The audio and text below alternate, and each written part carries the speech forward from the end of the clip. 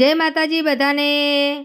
તો આજે હું બનાવું છું ગ્રેવીવાળું બટેકા વટાણાનું શાક। આવું શાક તમે ક્યારે નહીં બનાવ્યું હોય તો વિડીયો તમે પૂરો જોજો અને એવી જ રીતે તમે તમારા ઘેર જરૂરથી ટ્રાય કરજો।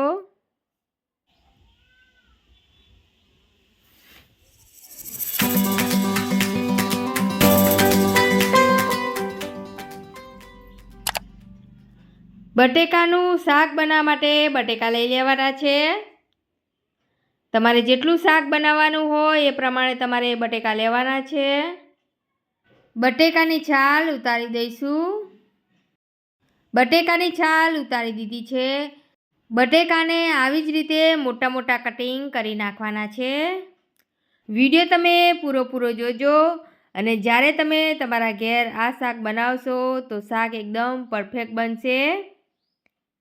આવી જ રીતે બધા બટેકા કટિંગ કરી નાખીશું।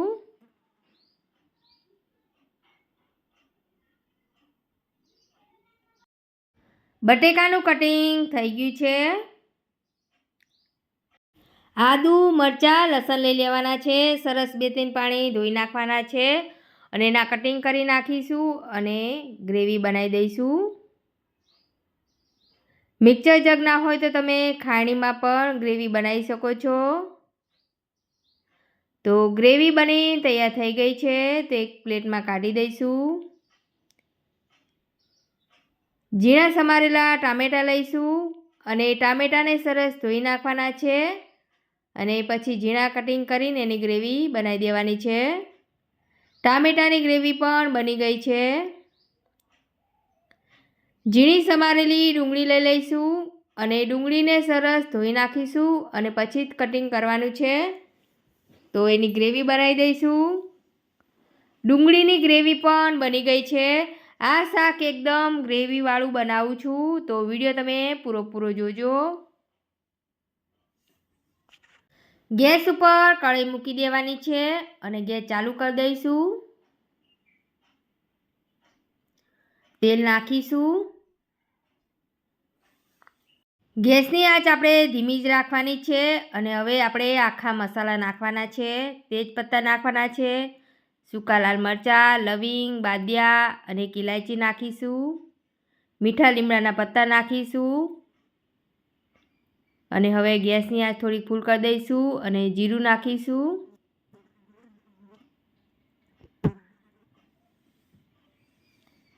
હિંગ નાખવાની છે। આદુ મરચાં અને લસણની પેસ્ટ નાખીશું।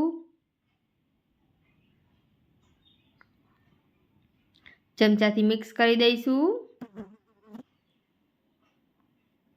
ડુંગળીની ગ્રેવી નાખીશું। ડુંગળીની ગ્રેવીને સરસ ચડવા દેવાની છે।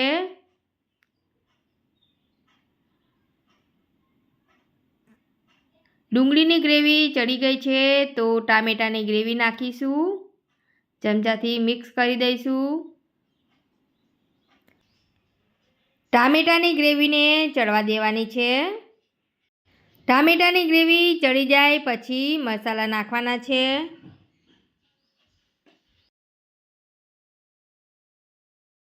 ડુંગળીની ગ્રેવી સરસ ચડી ગઈ છે। લાલ મરચું નાખીશું। તમે જેટલું તીખું ખાતા હોય એ પ્રમાણે તમારે મરચું નાખવાનું છે। સ્વાદ પડતું મીઠું નાખીશું। થોડી હળદર નાખવાની છે।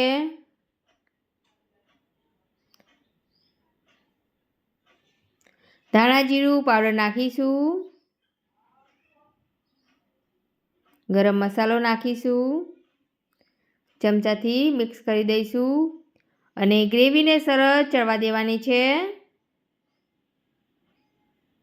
આવું શાક તમે ના બનાવ્યું હોય તો એકવાર તમે જરૂરથી ટ્રાય કરજો।